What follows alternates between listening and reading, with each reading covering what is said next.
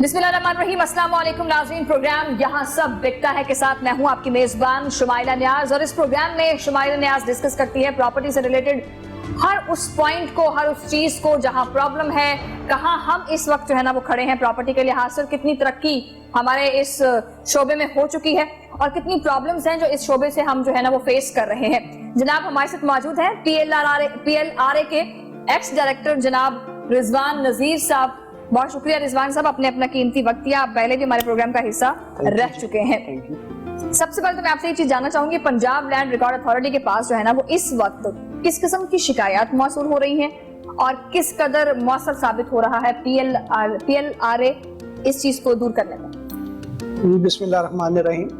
Punjab land record authority जो है वो इस वक्त पूरे पंजाब की जो रूरल लैंड्स हैं, जो ज़रूरी ज़मीनें हैं, उनका रिकॉर्ड होल्ड कर रही है पूरे पंजाब में। और चूँकि इतनी ज़्यादा वॉल्यूम में रिकॉर्ड है तो ज़ाहिर बात है उसके हिसाब से शिकायत भी आती हैं। जो शिकायत आती हैं ज़्यादातर उनमें छोटे अमले की करप्शन की शिकायत हैं वो आती हैं। बाज़ औक़ात सिस्टम जो है वो ओवरलोड हो जाता है, सिस्टम स्टॉप हो जाता है, स्लो हो जाता है, उस चीज़ की शिकायत आती हैं। इसके अलावा फ्रॉड भी जो है वो अक्सर होते हैं ज़मीनों के लेन देन में। वो जब फ्रॉड हो जाता है तो फ्रॉड होने के बाद जो है वो शिकायत मंजर आम पे आती हैं कि इस तरीके से फ्रॉड हुआ है। उसमें लाजमी नहीं है कि हमारा जो अमला है वो इन्वॉल्व होता भी है, बाज़ केसेस में नहीं होता। जब इंक्वायरी होती है तो वो सामने आ जाता है। तो इस तरह की शिकायत जो है वो ज़्यादातर हमारे पास आती है।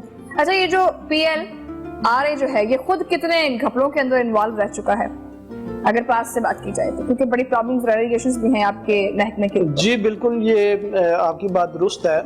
हमारा अमला जो है वो इसमें इन्वॉल्व रहा है और उनके खिलाफ इंक्वायरियाँ भी हुई हैं और मुझे एग्जैक्ट नंबर तो नहीं याद, मगर दर्जनों के हिसाब से लोग जो है उनको नौकरी से डिसमिस किया जा चुका है आफ्टर इंक्वायरी। सही। अच्छा, नक्शा जात और लैंड रिकॉर्ड से मुतालिक जो है ना वो किससे मुफीद मशवरा आपको मिल सकता है, लेना चाहिए?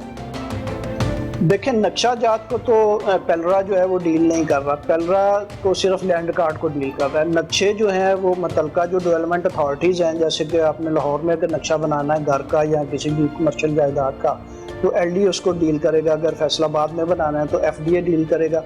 और अगर किसी ज़िले में है या तहसील में है तो वो वहाँ की जो लोकल म्यूनसिपल एडमिनिस्ट्रेशन है जो कि वहाँ की TMA है या ज़िला काउंसिल है वो उसको डील करेगी। अच्छा, और नक्शे वगैरह तो वो लोग बनाते हैं। सही। अच्छा, पंजाब लैंड रिकॉर्ड अथॉरिटी जो है अभी इसके बाद अगर देखा जाए तो पूरे लाहौर का रिकॉर्ड मौजूद है? जी नहीं, जैसे मैंने पहले अर्ज किया कि सिर्फ जो रूरल लैंड्स हैं, जो ज़रूरी ज़मीनें हैं, उनका रिकॉर्ड अभी तक कंप्यूटराइज हो चुका है। जो अर्बन लैंड है पूरे पंजाब की, उसका रिकॉर्ड जो है वो कंप्यूटराइज नहीं हुआ। अच्छा, क्या आप ये बात पूरी श्योरिटी से कह सकते हैं कि जो रिकॉर्ड आपके पास कंप्यूटराइज हो चुका है वो उसमें किसी किस्म का कोई मसला या कब्जा या फ्रॉड नहीं होगा, वो सारा बिल्कुल जो है ना वो क्लियर होगा? नहीं, इसको तो हतमी यकीन के साथ नहीं कहा जा सकता। उसमें यकीनन इश्यूज हैं। जब ये रिकॉर्ड फीड किया जा रहा था तो उस वक्त मेरा ख्याल है कि काफ़ी जल्दी में इसको फीड करवाया गया ताकि इस प्रोजेक्ट को शुरू किया जा सके। तो फीड करते वक्त भी इसमें काफ़ी खामियां रह गई थी और जो वो खामियां पॉइंट आउट होती हैं तो अगर किसी ने कोई जालसाजी के साथ कोई ज़मीन अपनी एंटर करवा ली हुई है वहाँ पे तो वो फ़ौरन जो है वो सिस्टम उसको थ्रो कर देता है। जब भी वो पता चलता है उस पर चेक लगा दिया जाता है, उसको ब्लॉक कर दिया जाता है। तो इश्यूज तो हैं जी, इश्यूज तो हैं अभी 100% क्लियर जो है वो नहीं है। अच्छा, अभी तक जो है ना वो अर्बन एरियाज तो कंप्यूटराइज्ड नहीं हुए लेकिन ज़रूरी ज़मीन सारे रिकॉर्ड में आ गई है? जी बिल्कुल, ऐसा ही है जी। yes. तो इसका रिकॉर्ड मतलब लाइक ये वन विंडो ऑपरेशन के तहत होता है सारा कुछ? जी, वन विंडो ऑपरेशन भी आप इसको कह सकते हैं। आप सिंगल डेस्क पे जाके आपको देखें 2-3 चीज़ों के लिए आप जाते हैं जो कि आप लैंड रिकॉर्ड अथॉरिटी के ज़रूरी सेंटर है, ज़रूरी राजी रिकॉर्ड सेंटर है, आप उनमें जाते हैं। या तो आप फर्द के हसूल के लिए जाते हैं या आपने ज़मीन बेचनी है, ख़रीदनी है, आप उस मकसद के लिए जाते हैं। अगर और छोटे छोटे पर्पसेस हैं, ज़मानत के लिए आपको फर्द चाहिए, कर्जे के लिए चाहिए, इन चीज़ों के लिए चाहिए, आपको जाते हैं। तो ऑलमोस्ट वो वन विंडो ऑपरेशन ही है। आप किसी एक डेस्क पे चले जाते हैं अपना टोकन लेके और उसी डेस्क से आपको वो तमाम सर्विसेज जो कि आप चाह रहे होते हैं वो आपको प्रोवाइड कर दी जाती है। अच्छा, एक फ़र्द के हसूल के लिए एक आम आदमी को कितनी खजल खुआरी का सामना करना पड़ता है या बआसानी आप पंजाब लैंड रिकॉर्ड अथॉरिटी में गए और फर्द लेकर आ गए? देखें, फ़र्द का हसूल जो है वो काफ़ी आसान हो चुका है। पटवारी से फ़र्द लेना बहरहाल एक काफ़ी मुश्किल काम था, चूँकि पटवारी जो है वो ऑफिस में कम बैठते थे, उनकी अदर फील्ड ड्यूटीज़ होती थी, उनको कोर्ट्स में जाना पड़ता था, तो उस वजह से पटवारी की दस्याबी जो है वो थोड़ी सी मुश्किल हो जाया करती थी। मगर पेलरा के जो अराजी रिकॉर्ड सेंटर्स हैं उनमें तो फ़र्द का हसूल काफ़ी आसान है। हमने 15 मिनट्स टाइम जो है वो ऑफिशियली दिया हुआ है एक फ़र्द के लिए। अगर आप जाती हैं, आप अपना टोकन लेती हैं वहाँ से, और विद इन 15 मिनट्स प्रोवाइडेड कि आपकी बारी आ जाए, तो जब आप अपने मुतल्लिका डेस्क पे पहुँचती हैं, अगर आपके रिकॉर्ड में कोई इशू नहीं है तो 15 मिनट के अंदर अंदर आपको फ़र्द का इजरा हो जाता है। सही, 15 मिनट के अंदर हो जाता है जी। अच्छा, मैंने रिजवान सर चीज़ आपसे और पूछनी है कि इससे पहले वाले प्रोग्राम में भी हमारा ये टॉपिक वैसे डिस्कस होता रहा है। जिस तरह से ये ज़मीन होती है जो सिर्फ स्टाम्प पेपर पे ज़मीन होती है, ठीक है, स्टाम्प पेपर है आपके पास, अब रिकॉर्ड तो आपके पास होना चाहिए सारी ज़मीन का, तो क्या स्टाम्प पेपर को आप अपने नाम पर अपनी मलकियत दे सकते हैं? क्योंकि 20-25 साल से आप वहाँ पर रह रहे हैं और अभी तक वहाँ पर मालिक तो आया नहीं, सॉरी, स्टैम्प पेपर पे तो कोई ट्रांजैक्शन नहीं होती। देखें, कानून में ट्रांजैक्शन का एक तरीकाकार है। या एक स्टाम्प पेपर है, ये स्टाम्प पेपर, ये मेरा स्टाम्प पेपर है जी, मेरे पास सिर्फ स्टाम्प है, उस स्टाम्प पेपर को मैं लीगली तौर पर अपने नाम करवाना चाहती हूँ जी, ठीक है जी। तो क्या मतलब नहीं, उसकी कोई लीगल वैल्यू नहीं है। जो स्टैम्प पेपर पे आप लेते हैं उसकी कोई लीगल वैल्यू नहीं है। ये स्टैम्प पेपर पे या तो कब्जे बिकते हैं या अंदर लाल लकीर वो होती है जो किसी भी गांव की बाउंड्री के अंदर कि वो इलीगल है। क्या पंजाब लैंड रिकॉर्ड अथॉरिटी को मैं ये चीज रिकॉर्ड दे सकती हूँ कि जी आप ये जमीन है, ये मेरे कब्जे में है 20-25 साल से, आप काइंडली इसको जो है ना वो अपने रिकॉर्ड में मेरी मलकियत के तौर पे ऐड करें? जी नहीं, ऐसा नहीं होता। देखें, जमीन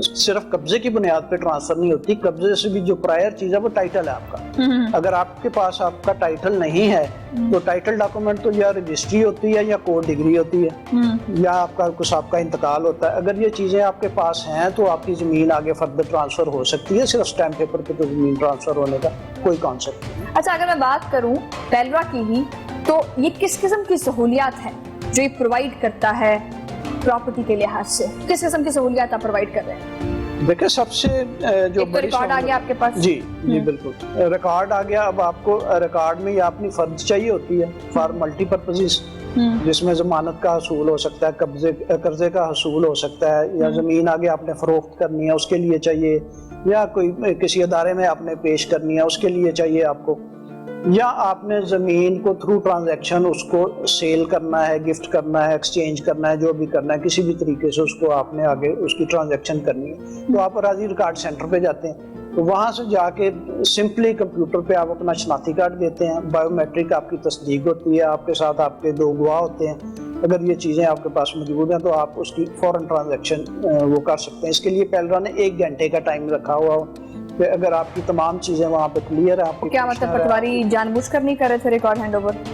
जी बिल्कुल, जानबूझ के मैं कह सकता हूँ, क्योंकि मेरा खुद भी तलब एडमिनिस्ट्रेशन से है, डिस्ट्रिक्ट एडमिनिस्ट्रेशन से, तो मुझे पता है कि मैंने बतौर डिप्टी कमिश्नर या बतौर एडिशनल डिप्टी कमिश्नर किस तरीके से पटवारियों से रिकॉर्ड लेके तो वो पेलरा के हवाले किया ताकि वो उसको कंप्यूटराइज कर सकें और अपनी जो कंप्यूटराइज सर्विसेज है वो उसको प्रोवाइड कर सकें। तो इसका मतलब है कि अभी कंप्यूटराइज सिस्टम होने के बाद आप टोटली पटवार खाना छोड़ देंगे? अब आप पटवार खाने से लोगों का ताल्लुक वास्ता खत्म हो जाएगा? नहीं, पटवार खाना जो है वो बिल्कुल नहीं छोड़ा जा रहा। पटवारी का एक अपना रोल है। देखा ना, पटवारी का एक सबसे बड़ा रोल जो है वो ये है कि वो गवर्नमेंट का नुमाइंदा है दही लेवल पे, उसका वो रोल आप उससे छीन नहीं सकते। पटवारी हर मुसीबत में, मुश्किल में गवर्नमेंट के साथ खड़ा होता है, वो फ्लड हो या किसी भी तरह की कोई कैलेमिटी हो, कोई राशन की तकसीम हो, किसी भी तरह की कोई रिपोर्टिंग करनी हो, तो वो पटवारी जो है वो वहाँ पे मौजूद होता है। फिर ये है कि जो विरासत के केसेस हैं वो सेंटर से उसकी फाइल बन के अगेन पटवारी के पास जाती है, जो कि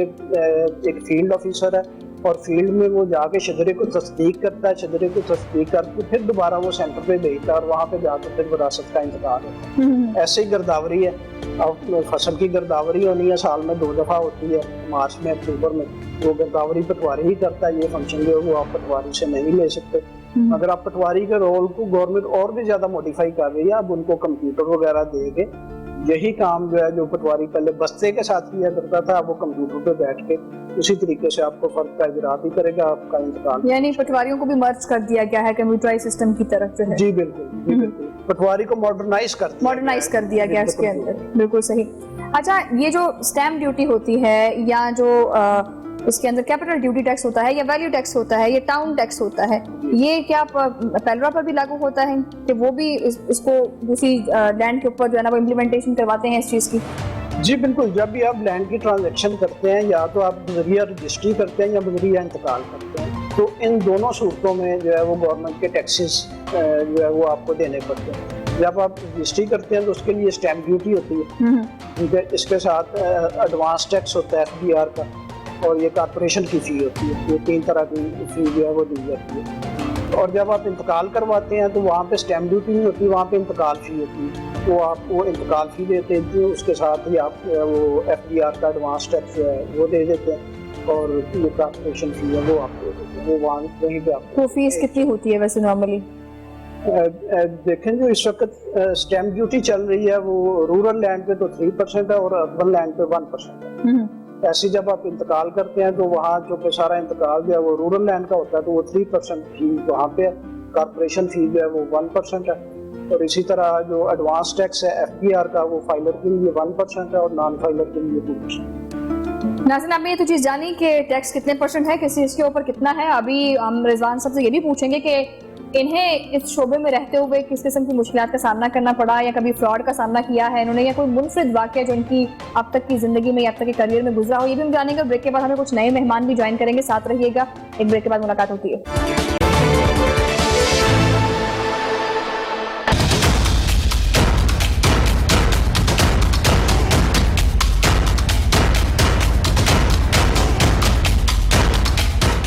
वेलकम बैक नाज़रीन। और ब्रेक के बाद हमें बड़े मानकाने बड़े तगड़े से मेहमानों ने ज्वाइन किया है। जनाब अजहर सदीक साहब हैं जो कि माहिर कानून है। अस्सलाम वालेकुम सर। अल्लाह का शुक्र, पहले भी हमारे प्रोग्राम की जिन्नत बन चुके हैं। और none other than chairman of overseas Pakistanis जनाब जहांगीर हुसैन बारा साहब, जनाब बहुत शुक्रिया हमें वक्त देने के लिए। और पहले भी हमारे प्रोग्राम की जिन्नत बने हैं और तब हमने इनसे बहुत से सवाल किए थे ओवरसीज पाकिस्तानियों के मसाइल के हवाले से लेकर। अब आज के प्रोग्राम में हम इनसे ये जानेंगे कि वो मसाइल कहाँ तक हल हुए हैं और अभी तक कितने जो है ना वो पेंडिंग चल रहे हैं। पहले तो मैं आऊंगी जनाब अजहर साहब आपकी तरफ कि अब जनाब ये जो FRC का कानून आ गया, पिछले प्रोग्राम में आपने नोट किया होगा, वो जो खातून आई थी, विरासत का बड़ा मसला चल रहा था, विरासत को कैसे डिवाइड करना है, उसकी डिस्ट्रीब्यूशन कैसे होनी है, इस पर थोड़ी सी नजरसानी कीजिएगा। देखिए, ये वैसे मैं बताता हूँ, ये चैलेंज हो गया है सिंध हाई कोर्ट वगैरह में ना, कई जगहों के ऊपर। बुनियादी तौर पर वजह ये है कि सक्सेशन जो डिटर्मिनेशन है ना, उनका कहना है कि कोर्ट के बगैर हो नहीं सकती है। यानी हमारे यहाँ वैसे ये जो है, अगर हम थोड़ा सा पुराना चले जाए ना, पुराने लैंड रेवेन्यू रिकॉर्ड में चले जाएं, तो ये तहसीलदार वगैरह पहले विरासती इंतकाल ये करते थे। यानी मैं ये कहूँ कि ये कोई मुश्किल काम नहीं था। ये पहले होता था कि ये खुद करते थे, जगह अलहदा आते थे, वो एक अलहदा इशू है। लेकिन यहाँ से थोड़ा सा जो सिस्टम जो किया, इसे बेहतरी तो आएगी, लेकिन मेरा जानता ख्याल है इसमें लॉ में आपको ये करना पड़ेगा कि कोर्ट में जो एविडेंस का प्रोसीजर है ना, उसको खत्म करने के बाद इसको लॉ को अगर आप चाहते हैं कि वाकई 175 से कंपैटिबल बने और रिजल्ट आपको अच्छे मिल सके, तो इसमें आपको करना ये पड़ेगा कि एक प्रोसेस के अंदर तो आप ठीक है बायोमेट्रिक के साथ लगाएं, ये बड़ा अच्छा है लिहाज से। लेकिन सवाल है गांव में हर जगह पर कंप्यूटर या लोगों का नॉलेज नहीं है, वो एक अलग इशू है। लेकिन साथ साथ इसके साथ एक मैकेनिज्म ये होना चाहिए कि जब ये वेरिफिकेशन सारा प्रोसेस कंप्लीट हो जाए ना, तो एक दफा ये matter that should be placed before the court कि ये करें जरूर ये सारा। यानी मैं इसको एक नॉवल अचीवमेंट करूंगा, लेकिन जब तक ये कोर्ट को इन्वॉल्व नहीं करेंगे ना, तो मेरा जानता ख्याल है शायद ये सस्टेनेबल ना हो सके। एक लिहाज से बेहतर है जब ये सारा प्रोसेस कंप्लीट हो गया, कोर्ट में एक दफा चला जाएगा, कोर्ट एक दफा कॉल करवा लेगी। अगर किसी को कोई ऑब्जेक्शन होंगे इसके ऊपर कि नहीं कोई नहीं है, तो फिर बाकायदा उसको वो एक डिग्री की शक्ल भी आ जाएगी। यानी कोर्ट की एंडोर्समेंट से ये होगा कि बाकायदा एक डिग्री की शक्ल भी आ जाएगी। ये एक एडमिनिस्ट्रेटिव एक्शन है। ये एक लोगों ने आपस में जो किया ना, ये हमेशा ये लीगल, ये एक यानी जुडिशियल डिसीजन तो नहीं कहलाएगा, एडमिनिस्ट्रेटिव डिसीजन कहलाएगा।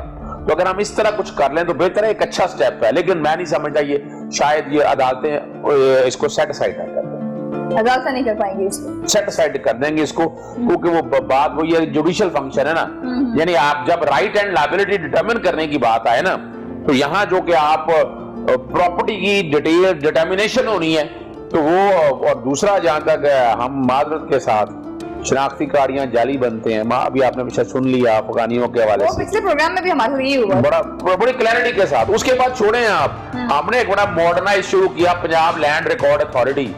मेरे पास इस डिपार्टमेंट की करप्शन के इतने सबूत हैं, आप यानी हुआ यहाँ क्या, बाबू को बिठा दिया आपने, क्या किया आपने यहाँ पर, बाबू को बिठा, असिस्टेंट डायरेक्टर बैठ गया, रिश्वत का रेट जो है ना वो हजारों से बढ़ के लाखों तक चला गया यहाँ पर, और आप टोटल पटवार सिस्टम को खत्म नहीं कर सकते, तो ये दैट्स रियलिटी।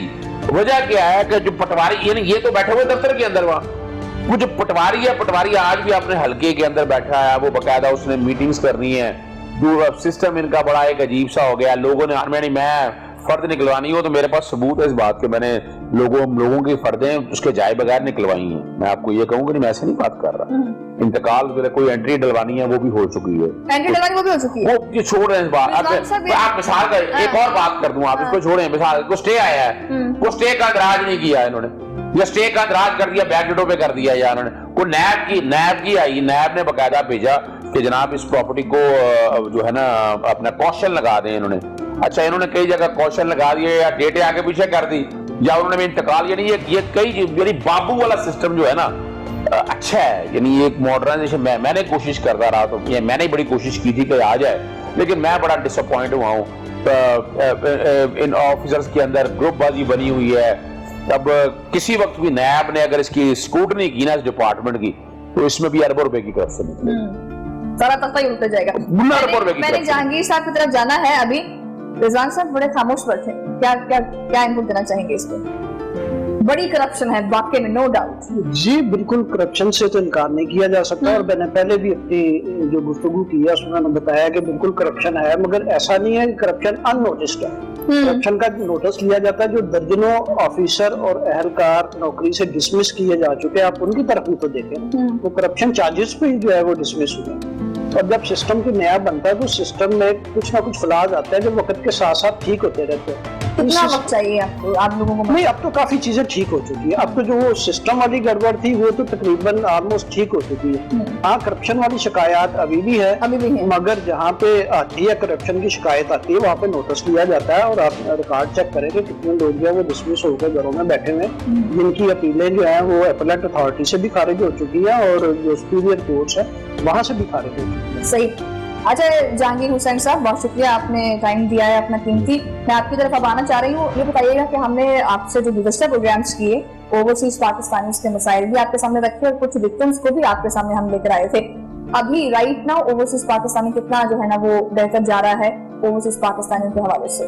बेसिकली भी उस वक्त जब आपसे उसका प्रोग्राम हुआ, उसके अंदर हमारा ये एक्ट जो था ना वो अंदर प्रोसेस था, और अल्हम्दुलिल्लाह वो ये अभी जून के अंदर वो असेंबली से अप्रूव हो गया, तो उसकी वजह से अब मैं समझता हूँ कि बहुत सारी ऐसी जो चीज़ें थी, जो रुकावटें थी, जिसमें ये था कि हम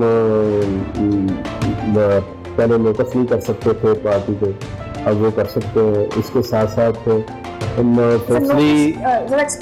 नोटिस करना मतलब ये है कि जिस तरह कोर्ट नोटिस देती है, अच्छा, उस तरह बकायदा नोटिस करके पार्टियों को सोशली उसको पुलिस लेके आती है हर सूरत में।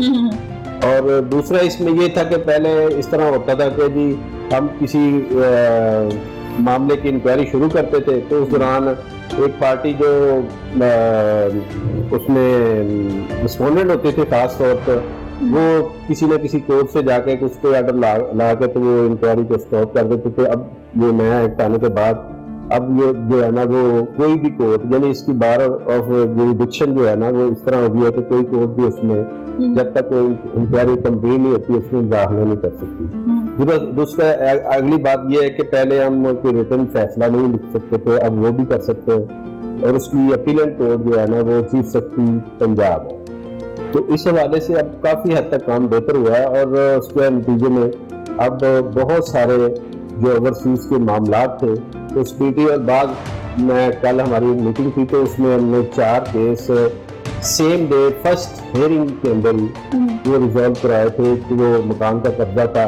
वो एक तो जिस तरह ऐसे ही विरासती जायदाद का कोई 2 फैमिलियाँ थी उनका मसला था, वो वहाँ बैठ के उनको बैठा के बजाय इसके तो कई सालों से कोर्टों में जाके उनका टाइम गुजर चुका था। लेकिन ये है कि जब उन दोनों जो बहन भाई थे आपस में उनको बिठा के उन्हें 10 दिन की सुलह सफाई करवा दी और वो 10-12 करोड़ रुपए की प्रॉपर्टी को वो भाइयों ने बहनों को देने का जो बकायदा वहाँ पर ऐलान किया और फिर हमने रिटर्न उसको दोनों पार्टियों से लिखवा दिया। इसी तरह एक बंदे ने किसी को कोई पेमेंट की हुई थी मकान की कंस्ट्रक्शन की, तो वो जो कॉन्ट्रैक्टर था वो भाग गया था, उसको बुला के उसकी पेमेंट थी 7.5 लाख रुपए। मतलब इस तरह 4-5 केस मतलब अब उससे ये हो गया कि पहले तो लोग जो है ना वो पेश होने से कतराते थे, अब ये है कि पुलिस की ड्यूटी है कि उन्हें लेके आना और फिर वो जो कमेटी है कमेटी के अंदर मैक्सिमम पुलिस की अथॉरिटी बैठी होती है,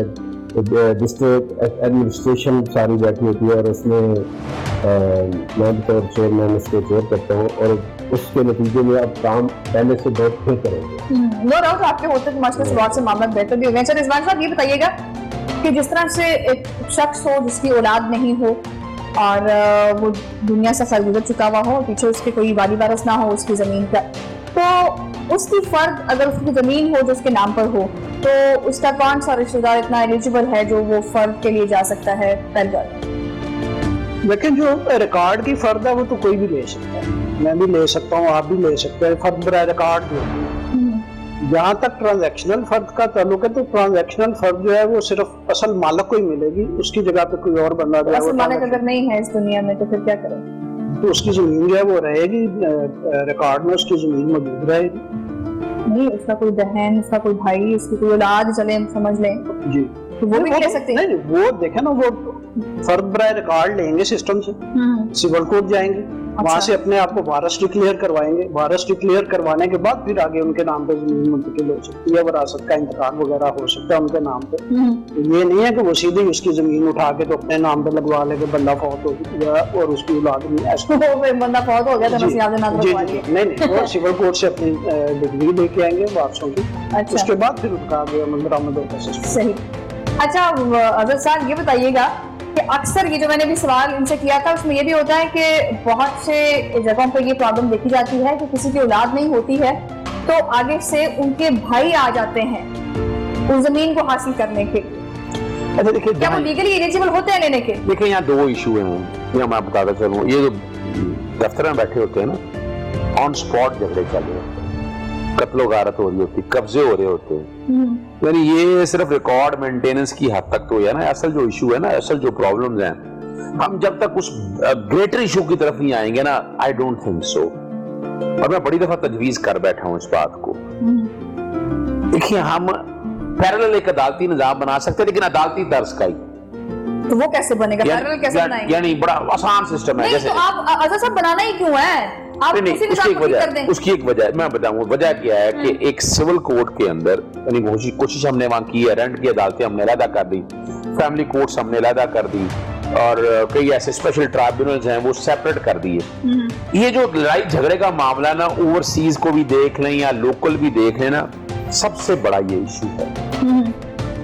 एक ये ऐसे अभी बता रहे हैं, वैसे खुशी हुई इस बात की कि चले इन्होंने 2-4 मामले हल कर लिए, लेकिन जब से ये ओवरसीज कमीशन बना है लोग बड़े परेशान हैं। मैं तो बाहर से लोगों की शिकायत सुन के मैं परेशान हो जाता हूँ। ये इस कानून को, जो कानून इन्हें 3 साल तो इनकी गवर्नमेंट को हो गया आगे, और ये जो कानून 1 दिन में बनना था या 2 दिन में बनना चाहिए था, 3 साल तो इन्होंने कानून बनाने में लगा दिए। आप ये देखें, ये है परफॉर्मेंस। एंड वन बस स्पीक, वो बताए इनको, यानी ये तो मजाक है, यानी 3 साल ये गुजार दिया आगे, 2 साल आगे, और ये ओवरसीज कमीशन मेरा ख्याल आज 10 साल तो हो गए हैं। और पीएमएल की गवर्नमेंट में बन के वो जो हाल हुआ, सियासी तकर्रियां, सिफारिशें और जो सिस्टम एक बनाया हुआ ना हमने को रियल इश्यूज की सेटलमेंट की तरफ नहीं गया।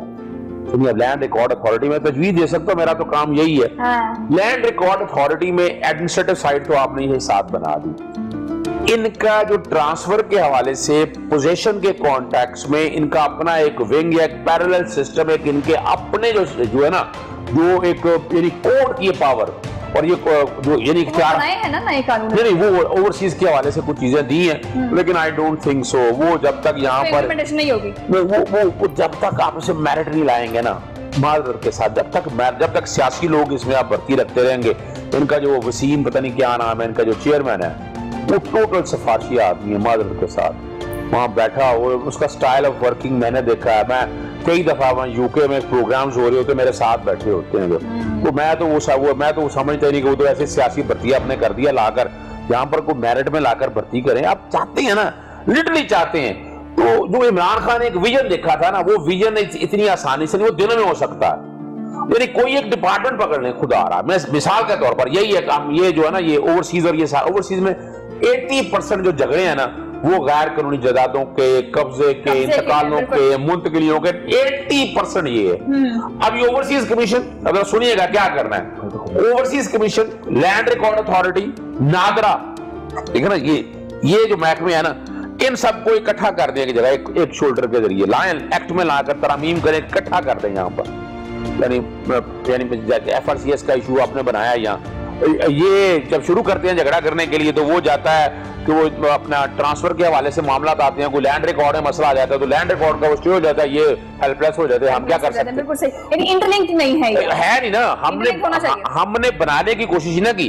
यानी जैसे मैं बता रहा हूँ लैंड रिकॉर्ड अथॉरिटी के हवाले से भी ना सिविल कोर्ट के इख्तियार आप करके आज भी एक्ट में बना सकते हैं कि वो झगड़े जो विरासती हो, यानी हम ज्यादा ना लेके जाए, विरासती हो, जो बड़ा सिंपल सा को विरासती का सारा सिस्टम कोर्टें यहीं पर बैठी होंगी, यहीं बैठकर डिसाइड, पोजेशन के इश्यू हो जो लैंड रिकॉर्ड से रिलेटेड है।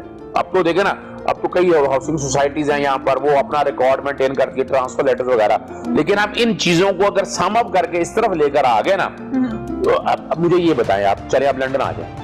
नहीं, मुझे यहाँ पर ना ब्रेक लेना है, ब्रेक के बाद नहीं तो शुरू करेंगे। जहांगीर साहब, मैं ब्रेक के बाद ना आपकी तरफ आऊंगी और मैं आपसे ये जानूंगी कि ओवरसीज पाकिस्तानीज के अंदर जो है ना क्या पॉलिटिकल इन्फ्लुएंस है या नहीं। नाज़रीन साथ रहिएगा, ब्रेक के बाद बताएंगे।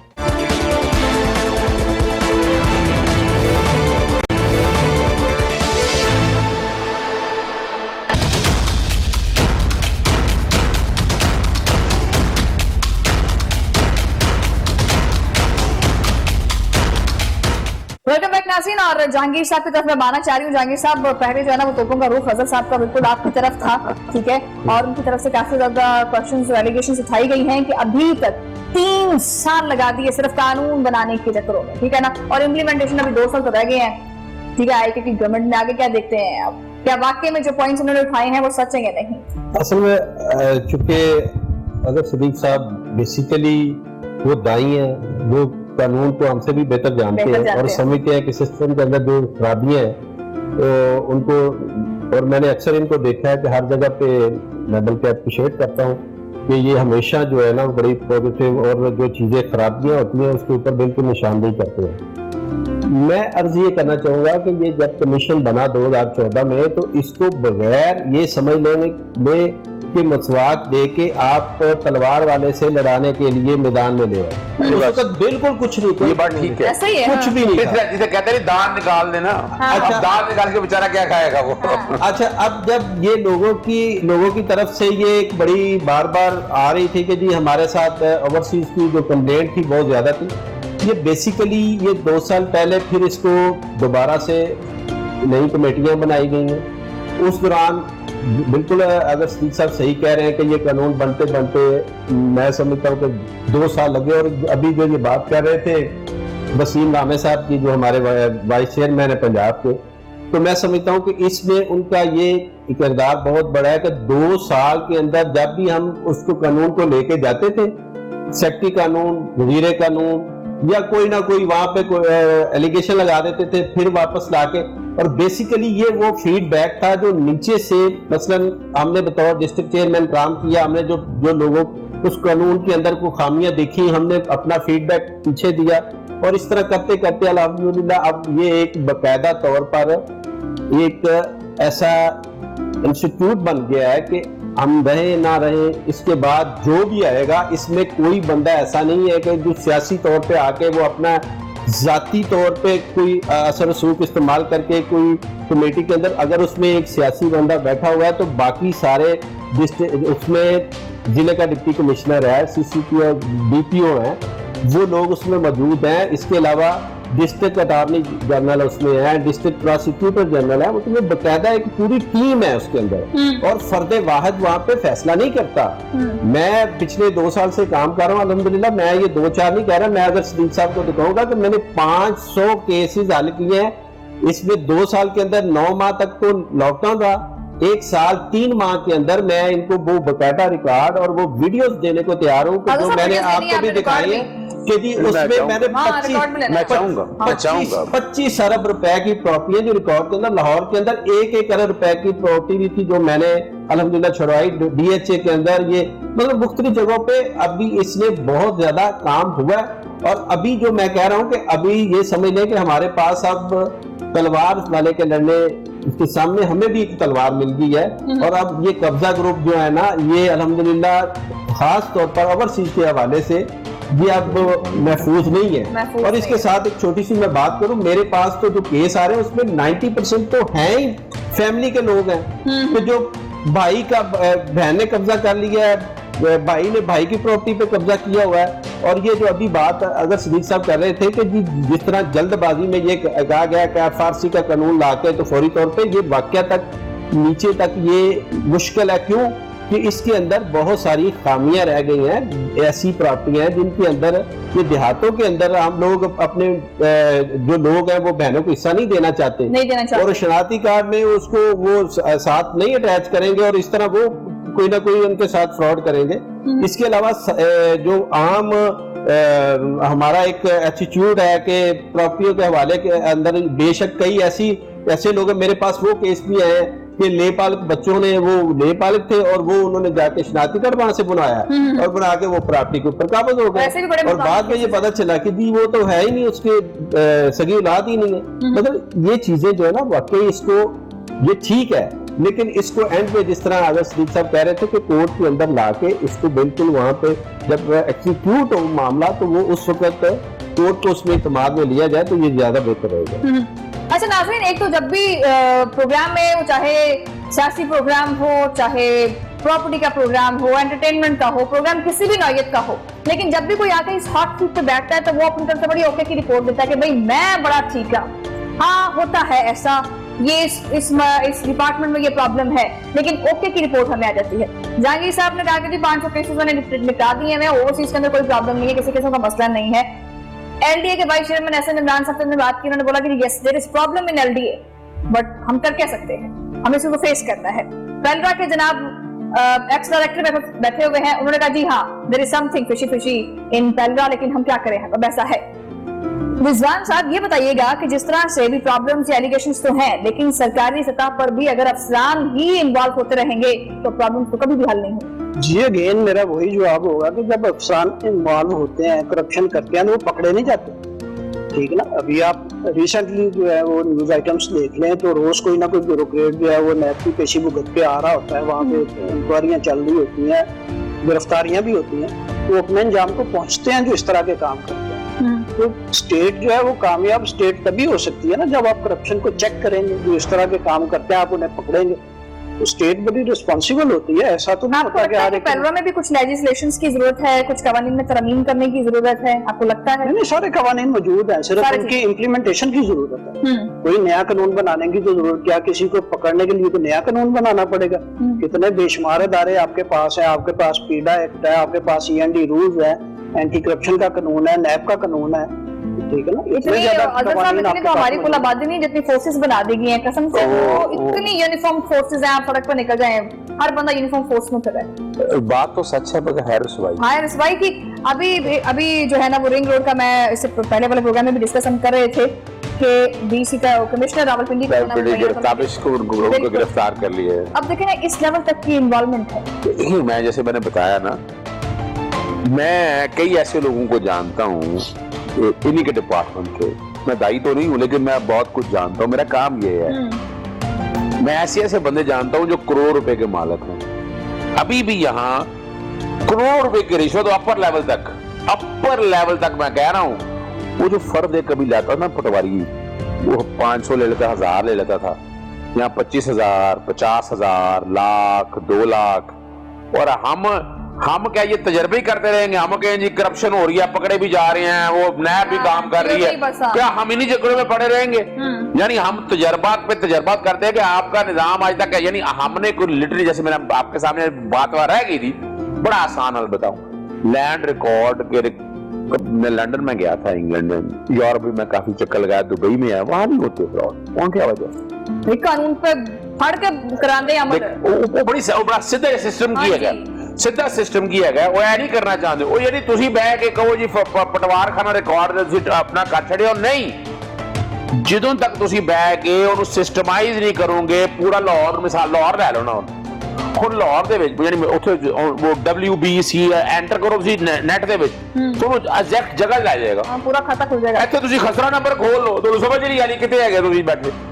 ਜਾਨੀ ਖੁਦਾਰਾ ਵੀ ਹਜੇ ਤੱਕ ਅਸੀਂ मतलब वो खोल के पता चलता अच्छा मैं ਇੱਥੇ बैठा हूं। ਉਹ ਦੇਖੋ ਨਾ, ਉਹ ਜਿਹੜੀ ਇੱਥੇ ਬੈ ਕੇ ਇੱਥੇ ਉਹ ਅੰਦਾਜ਼ਾ ਲਾਓ, ਉਹ ਜਿਹੜੀ ਇਹਨੇ 100 ਤੋਂ ਬਣ ਗਏ। ਮੈਂ ਮਜ਼ਾਕ ਕਰਨਾ ਪਿਆ, ਕੋਈ ਵੱਡਾ ਕੰਮ ਨਹੀਂ ਹੋਇਆ। ਮੈਂ ਤੁਹਾਨੂੰ ਦੱਸ ਦਵਾਂ, ਪੰਜਾਬ ਲੈਂਡ ਰਿਕਾਰਡ ਅਥਾਰਟੀ ਬਣ ਕੇ ਕੰਪਿਊਟਰ ਦੇ ਕੋਈ ਵੱਡਾ ਕੰਮ ਨਹੀਂ ਹੋਇਆ। ਉਹ ਕੀ ਕੀਤਾ, ਉਹ ਅੱਜ ਵੀ ਮੈਂ ਤੁਹਾਨੂੰ ਕਹਿਣਾ ਜੇ, ਮੈਂ ਅੱਜ ਵੀ ਕਹਿੰਦਾ ਪਿਆ ਕਿ ਜਿੰਨਾ ਜ਼ਬਰਦਸਤ ਨਿਜ਼ਾਮ ਉਹ ਪਟਵਾਰ ਖਾਨੇ ਦਾ ਸੀ ਨਾ, ਉਹ ਪਟਵਾਰੀ ਇੱਕ ਚੀਜ਼, ਠੀਕ ਹੈ ਫਰਾਡ ਹੁੰਦੇ, ਫਰਾਡ ਤੇ ਹੁਣ ਵੀ ਹੁੰਦੇ ਪਏ ਨੇ, ਸਹੀ ਕਹਿ ਰਹੇ, ਉਹ ਬੰਦੇ ਨੂੰ ਜਿੰਨਾ ਪਤਾ ਹੁੰਦਾ ਸੀ ਇਲਾਕੇ 'ਚ ਕੌਣ ਰਹਿਣ ਵਾਲਾ, ਕਿਸ ਤਰ੍ਹਾਂ ਕਰਨ ਵਾਲਾ, ਇਹ ਨਹੀਂ ਅੰਗਰੇਜ਼ਾਂ ਨੇ ਜਿਹੜਾ ਨਿਜ਼ਾਮ ਬਣਾਇਆ ਸੀ ਮਾੜਾ नहीं बनाया सीगा, लेकिन हम उससे आगे बढ़े नहीं, हमने उसी पटवारी का रिकॉर्ड को कंप्यूटराइज कर दिया। खुदा रहा यार, enter into a new world. आप आए आराम से बैठकर बाकायदा गूगल पे बैठकर स्ट्रीमलाइन करें चीजों सभी को, बैठकर वहां नंबरिंग करें, प्रॉपर्टी को डिवीजन करें, और डिवीजन करके नया निजाम लेके आए। ये छोड़ दें यार, ये खसरा नंबर और ये सारी चीजें छोड़ दें, there is no need at all। यानी और वो लैंड रिकॉर्ड का जितना भी रिकॉर्ड है वो सारा एक जगह मेंटेन हो। यानी यहाँ होता क्या है, बड़ी बाजार पर बताओ, यहाँ क्या होता है, पहले तो दिख रहा 3 तरह से बंदा फंसता है। पहले मुख्तलिफ टैक्सेस है उसने, वो जाके जी पहले वो उसने इनकम टैक्स देना है, वो रजिस्ट्री करानी है, रजिस्ट्री करा के रजिस्ट्री का रिकॉर्ड सब रजिस्ट्रार के पास मेंटेन होना है। अच्छा वो बेचारा जुल्म देखे कितना है, वो रजिस्ट्रार के पास इसके पीछे भागेगा, वो वहां के बाद अच्छा सिस्टम को कर लिया उन्होंने, वो स्कैन करेगा, स्कैन करके आ जाएगा। मैं ऐसे केस बताता हूँ, 6 महीने पर इंतकाल ही मुकम्मल नहीं हुए, उसके बाद इनके जिम्मे चढ़ जाएगा। खुदा रहा यार, we are living in 21st century. आपको तो एक ही जगह बैठ के मैंने जो चीज दे दी है ना, everybody should be in order.